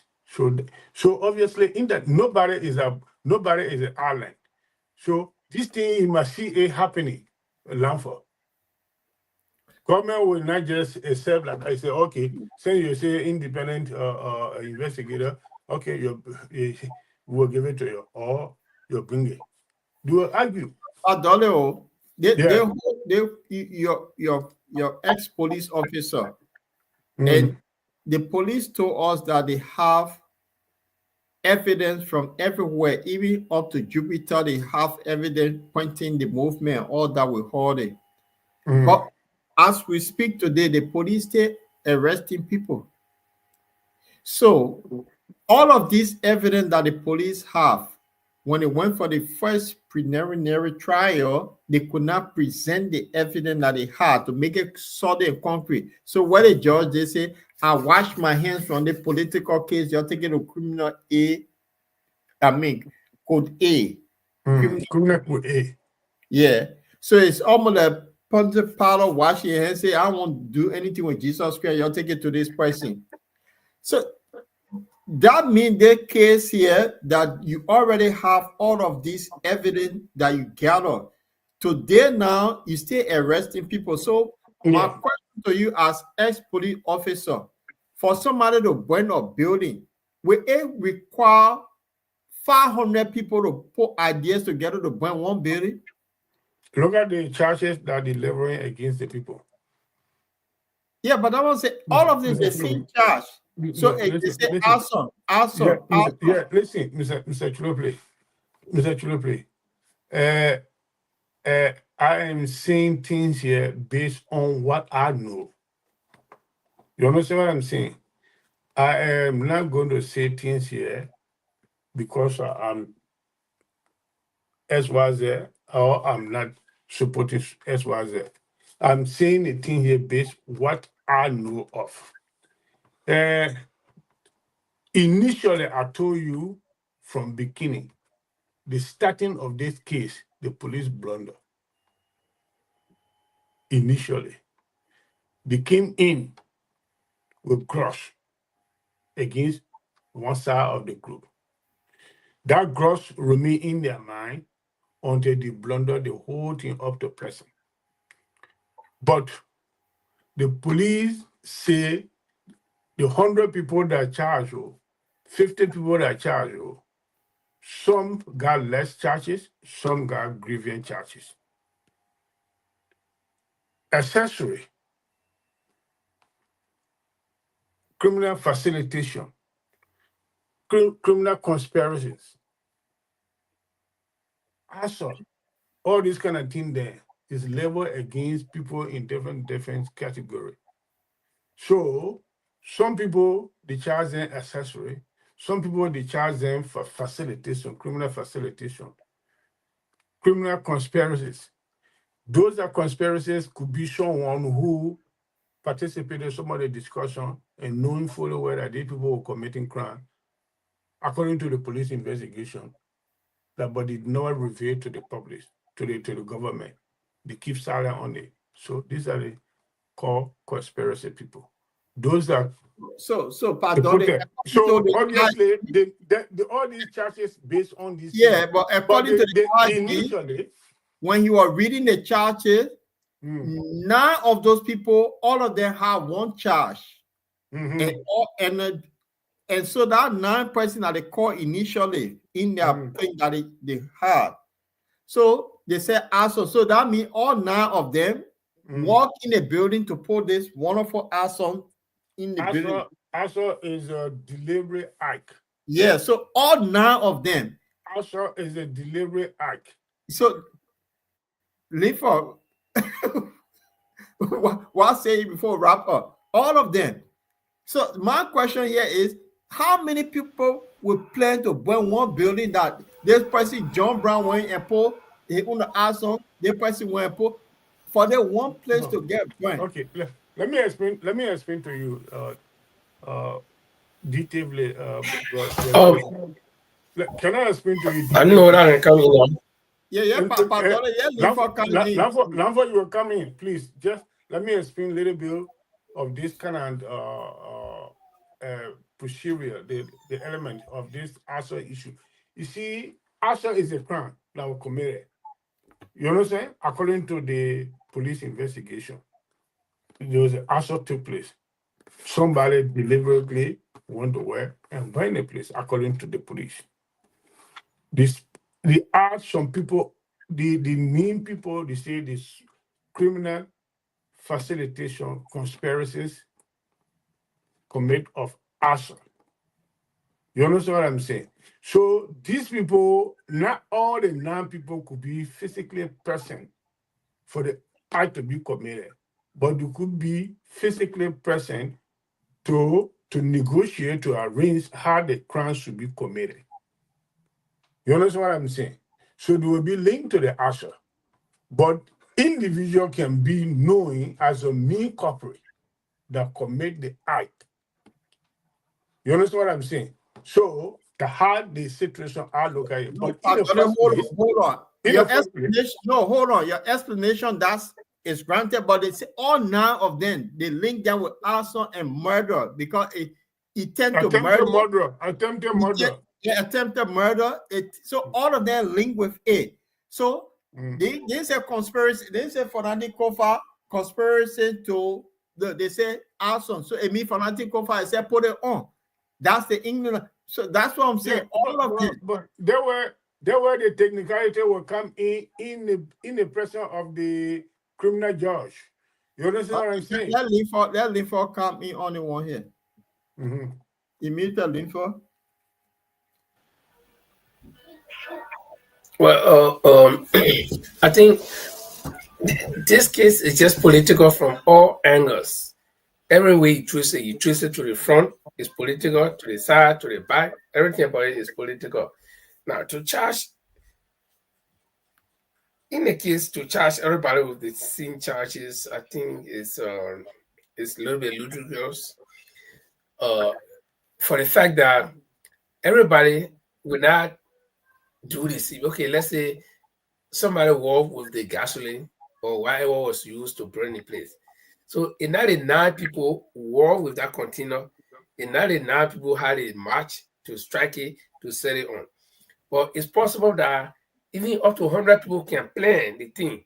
So those people who plan, who facilitated, because there are certain key words to use here, right? The people who did the actual thing, the people who planned it, the execution, the executor, the people who executed, the people who so facilitated. They will have different level of charges, but to give everybody the same charge or charges, I think it's a little bit ludicrous and a little bit unclear. So, like I said, the case is just political. So let's wait to see the logical conclusion. It's a heavy okay, I want to bring something. Somebody's talking? Yeah, I'm talking, Lamford. I want to bring something to the attention of Paul Chilople and Lamford. Can you remember, maybe you guys were teenagers at the time, the case that took place in Kipamos, Ellen Yansen case? Did you hear about it? Yes. You heard about it, right? Yeah. Follow that case to the end. Eh? Yes. What about the case? Okay. How many persons were hanged in that case? They were about what? Nancy, Alice, trying, they were about what? 5? 5. One woman was among them. Alan Yancy. Annoncing. Yeah, but but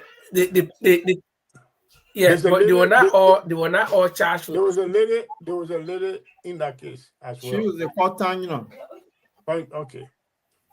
Yeah, Taino. Okay. How many persons that were killed? But it's only one death. Thank you. Listen, I'm trying to say this. 10%, 20%, 9% can be charged on one case. And all cannot be the main doer. But so long the fully facilitate the act, they can be charged. I think that's the case. The man who was chief investigator on that case, that's the man that I was assigned with to the Ministry of Justice. They used to call him John Tamakai Gray. He was an MBI chief investigator those days in Tobotan. before they change it to NSA. So, in this case here, what is going on right now in our Capitol building is strictly political. And besides being political, the case has already been compromised.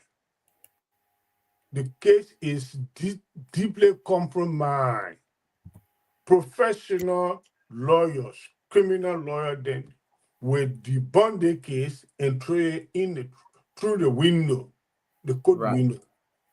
Great. Because the initial will, the situation was started by the national police is started on wrong footing.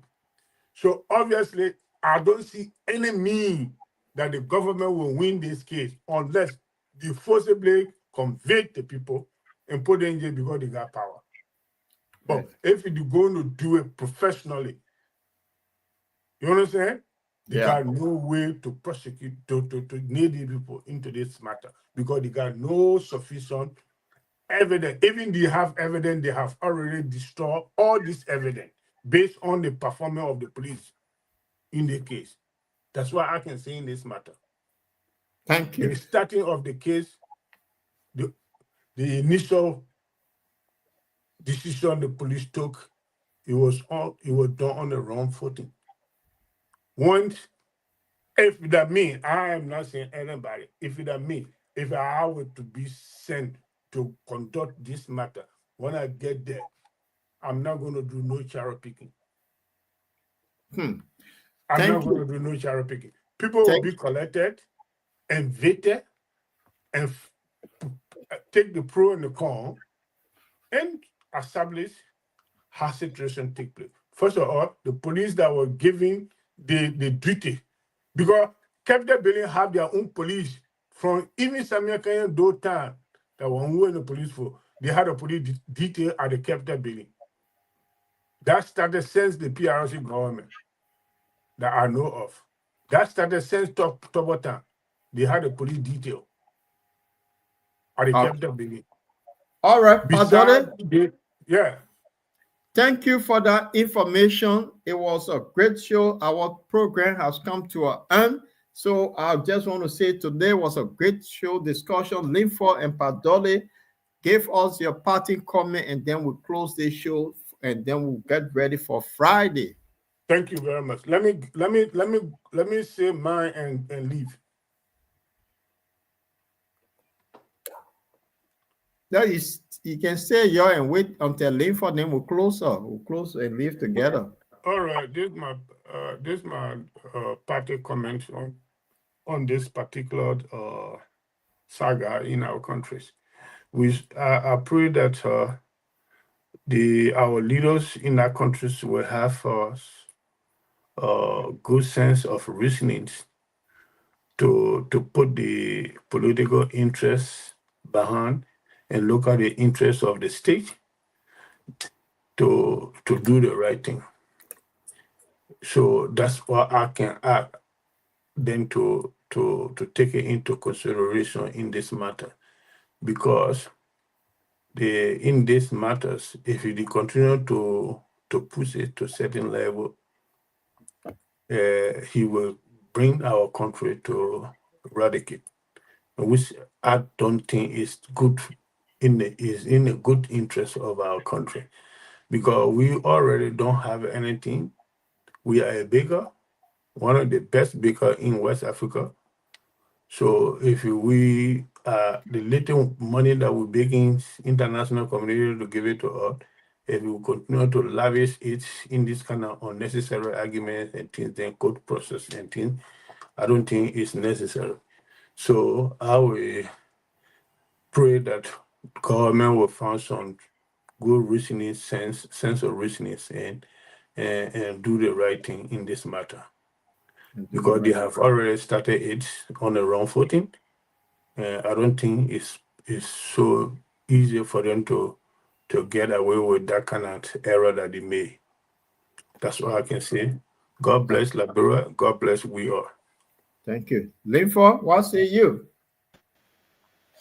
Well, I'll start from the home front and then on the foreign front. The decision by the four political parties or the demand by the four political parties to put pressure on the government to bring in independent investigators. I think that's a good idea, but I think they should be the one to spearhead that. If they wait for the government, who is the accuser and the prosecutor, to do that, I don't see any independence in that. So they, meaning the political parties that are demanding, should be the ones to bring in their own independent investigators.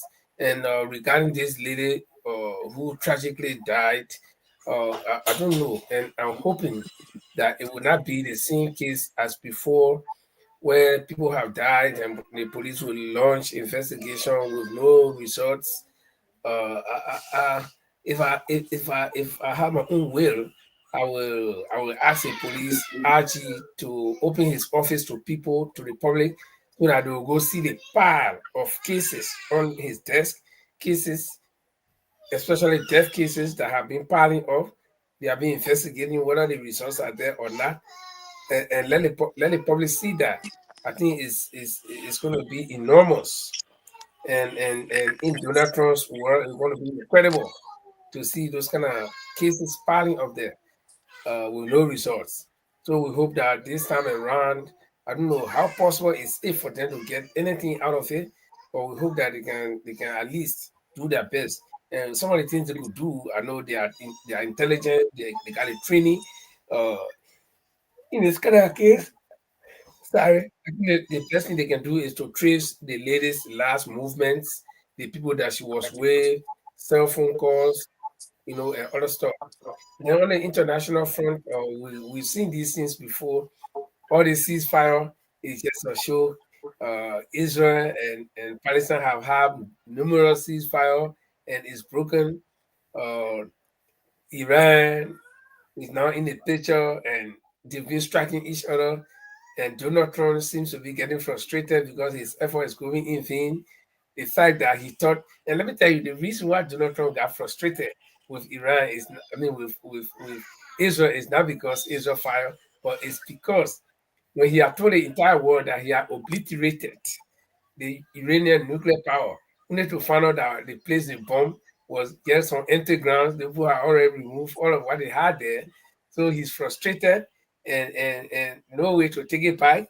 And so the Israel that he was fighting in for, when he called for ceasefire, the Israel, it's just like, you and somebody fighting, then your father come and hug, somebody come and hold you, then why you're not expecting any person can punch you.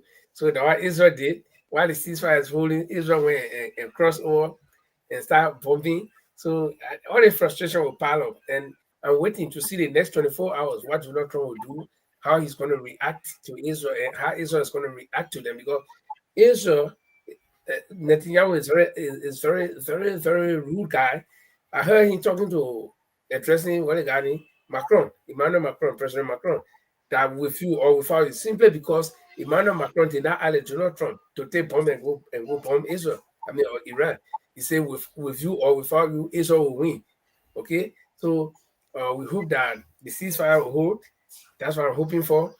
But it's good that at least the people in Israel, in Tel Aviv, and Beersheba now know that bomb can actually drop on horses, and it can demolish horses, and people can get hurt. Now they know because they thought it couldn't happen. Now they know, and I'm very, very happy for that. I'm very happy for that they can see what they've been doing in Palestine and other places. So we hope now they will know that these devastations can take place, and so they will take precaution when they are dealing with other people. Thank you so much. Thank to you, our viewers Linford. and everybody else. Thank you, Linford. It was a great show, and it was good to be here again for this fascinating discussion. And we're back again on Friday for another edition of the Bottomline.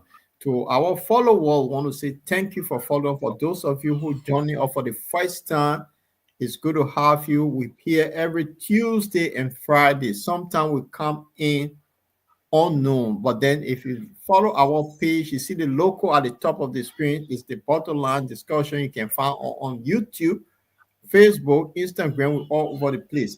Just click on our Facebook page and say, just click. Whenever we comes on, you'll be notified. So on that note, I want to say good night to everybody, and we shall be here again on Friday. So to leave you with this little beautiful commercial of ours, our sponsor of the Bottomline is the Hands Vodka, and Hands Vodka take us home. Good night, everybody. Di Lorenzo, G Grace. Hems Vodka, Liberia #1 Vodka. Liberia #1, right? Okay. The phrase, a new sheriff is in town, does not only belong to law enforcement. How about the introduction of Liberia's premier vodka, a quality and customized liquor for all occasions? Try the flavor of your choice. Hands Vodka, Hands Honey, Hands Bitter, and Hands Original Vodka. Hands Vodka has no hangover.